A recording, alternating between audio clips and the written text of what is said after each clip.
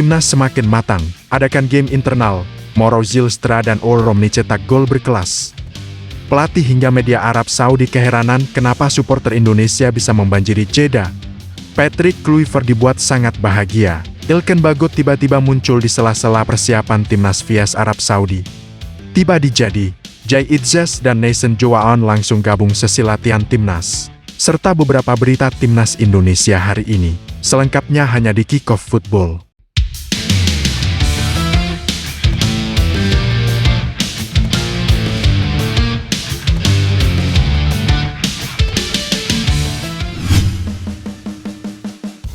Dua pemain Timnas Indonesia Jai Itzes dan Neisen Joaon sudah tiba di Arab Saudi pada Minggu 5 Oktober kemarin.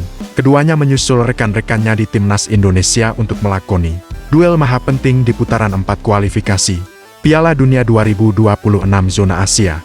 Keduanya baru saja selesai melakoni kewajiban di klub pada Sabtu 4 Oktober 2025 malam waktu setempat.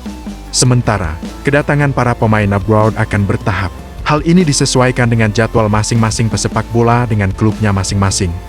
Dalam video unggahan tersebut, terlihat Itzes dan Joaon disambut oleh WNI yang berada di Jeddah. Mereka pun menyempatkan diri untuk melayani permintaan tanda tangan hingga foto bersama. Jelang laga itu, para skuad Timnas Indonesia sudah berada di Jeddah untuk menggelar latihan awal. Sebagian besar merupakan pemain-pemain yang berasal dari Super League ke-2025. Pekan ke-8 Liga Domestik untuk memang sengaja ditunda demi membantu Timnas Indonesia. Alhasil, Tom Hay dan kawan-kawan sudah berada di Arab Saudi. Bahkan sejak awal Oktober ke-2025, beberapa pemain diperkirakan akan tiba pada Senin 6 Oktober tahun 2025. Skuad asuhan Patrick Kluivert memang baru akan berlatih secara lengkap pada lusa.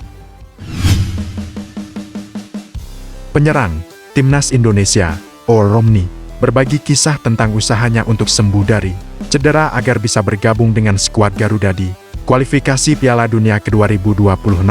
Earl Romney telah dipanggil oleh pelatih Patrick Kluivert untuk memperkuat Timnas Indonesia dalam 2 pertandingan tersebut. Pemain yang berasal dari Oxford United ini menceritakan bagaimana perjuangannya untuk kembali bermain bagi Timnas Indonesia di putaran keempat ini. Ia mengalami cedera serius saat pramusim di Piala Presiden 2025 pada bulan Juli yang lalu. Insiden tersebut terjadi saat ia berhadapan dengan pemain Arema FC, Paulinho Mocelin. Akibatnya, Earl Romney harus menjalani operasi. Akibat cedera itu, ia tidak bisa memperkuat skuad Garuda pada FIFA Matchday di bulan September melawan Taiwan dan Lebanon. Meski demikian, Earl bertekad untuk segera pulih agar dapat berkontribusi bagi Timnas Indonesia di kualifikasi ini. Selama masa pemulihan, ia memilih untuk tinggal di Belanda agar lebih mudah dalam rehabilitasi bersama keluarga. Owa mengaku bahwa cedera yang dialaminya cukup parah, sehingga membuatnya sangat ingin kembali membela Timnas Indonesia. Selama proses pemulihan, ia menjalani rutinitas yang berat dan panjang. Earl Romney menyadari bahwa untuk mencapai tujuannya, ia harus memberikan segalanya dalam proses pemulihan. Ia juga merasa terjaga dan tidak bisa tidur nyenyak jika tidak menjaga pola makannya. Ya, cedera seperti ini berat, nggak mudah untuk cepat pulih. Jadi sekarang saya harus bekerja, dan aku masih bekerja sangat keras. Rasanya bagus, jadi saya harus benar-benar fokus total. Saya benar-benar terkunci, bro. Gila, saya bahkan nggak makan 1 gram gula pun sejak cedera itu. Saya memang selalu makan sehat. Tapi kali ini saya belum pernah seketat ini dalam hal apapun. Gila banget, kata Earl Romney setelah melewati perjuangan tersebut. Earl kini telah bergabung dengan Timnas Indonesia untuk persiapan di Arab Saudi. Ia telah ikut dalam latihan perdana Timnas Indonesia di Arab Saudi pada Jumat kemarin.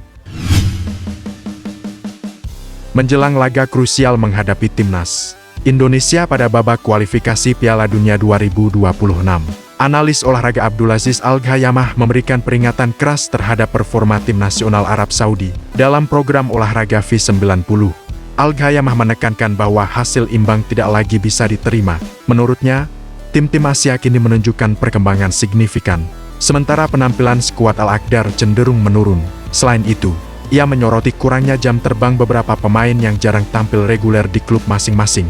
Hal ini, lanjutnya, berdampak langsung pada konsistensi dan performa timnas. Al-Ghayamah pun menekankan pentingnya pemain berpengalaman untuk mengambil tanggung jawab dan tampil maksimal di laga nanti.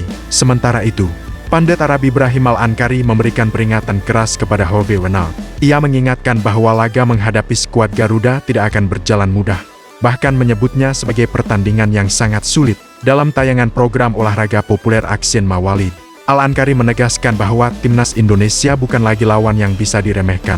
Menurutnya, performa dan semangat tim besutan Patrick Kluivert dalam beberapa tahun terakhir membuat mereka layak diwaspadai. Meski begitu, Al-Ankari tetap optimistis bahwa Arab Saudi memiliki semua kemampuan untuk mengalahkan Indonesia, asalkan bisa tampil disiplin dan fokus di lapangan. Seharusnya pelatih Hervé Renard menempatkan setiap pemain pada posisi terbaiknya. Percobaan taktis di pertandingan seperti ini bisa berakibat fatal. Ini bukan pertandingan yang bisa dibagi dua. Arab Saudi harus menyelesaikannya lebih awal tanpa menunggu perhitungan atau peluang lain. Kita punya semua modal untuk menang. Tapi yang paling penting adalah bagaimana performa di dalam lapangan. Tidak ada pertandingan yang mudah di level ini, kata Al-Ankari.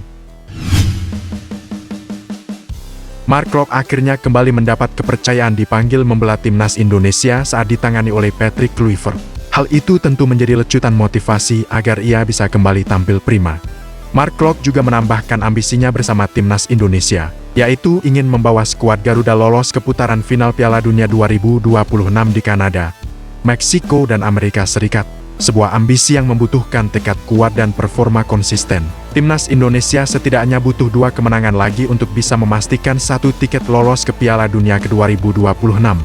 Namun, 2 laga tersebut sangat berat karena harus bermain di kandang lawan dan menghadapi tuan rumah Arab Saudi serta Irak. Jika meraih 2 kemenangan, maka Indonesia dipastikan berstatus juara grup karena hanya tim yang memuncaki klasemen putaran keempat saja yang lolos otomatis ke Piala Dunia.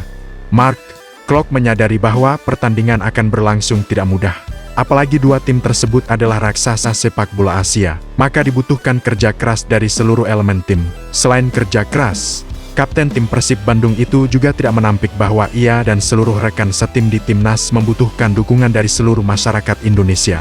Seperti diketahui menjelang laga perdana ini, anak asuh Patrick Kluivert dipastikan akan didukung langsung oleh ribuan supporter Garuda yang berada di Jeddah Arab Saudi. Hal ini akan menjadi suntikan besar bagi Mark Klok untuk mencetak sejarah bagi bangsa Indonesia untuk lolos ke Piala Dunia ke 2026.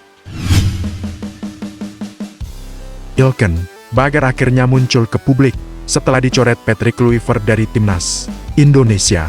Seperti diketahui, Patrick Kluivert telah mengumumkan daftar 28 pemain yang dipanggil untuk memperkuat timnas Indonesia di ronde keempat kualifikasi Piala Dunia 2026 zona Asia.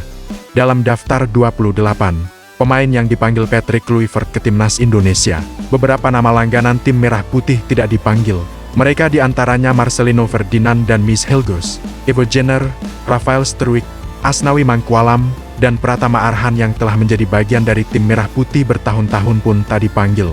Hal ini sempat menimbulkan banyak tanda tanya.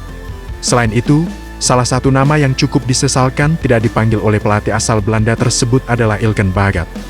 Pasalnya, dia saat ini tidak mengalami cedera atau sibuk bersama klubnya. Bek berusia 23 tahun ini memang sudah sangat lama tidak berseragam timnas Indonesia. Terakhir kali dia memperkuat Indonesia dalam ajang Piala Asia ke-2023. Sejak saat itu, namanya pun tenggelam.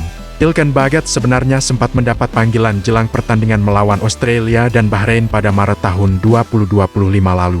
Namun, dia menolak bergabung karena beralasan ingin mengamankan tempatnya di klub. Sejak saat itu, Patrick Kluivert tidak pernah lagi memanggil Ilken Bagat. Termasuk saat timnas Indonesia menghadapi Taiwan dan Lebanon di FIFA Matchday pada September tahun 2025 lalu. Kini, setelah lama menghilang dan tak ada kabar, Ilken Bagat akhirnya muncul ke permukaan. Dia terlihat menyukai unggahan Nova Arianto di Instagram tentang pamit dirinya dari media sosial sebelum berjuang bersama timnas Indonesia U17 di Piala Dunia U17 ke-2025. Meski demikian, reaksi ini menjadi sinyal positif bahwa Ilken Bagat tidak benar-benar melupakan Indonesia. Dia masih mencintai Indonesia meski saat ini tidak memperkuat Garuda.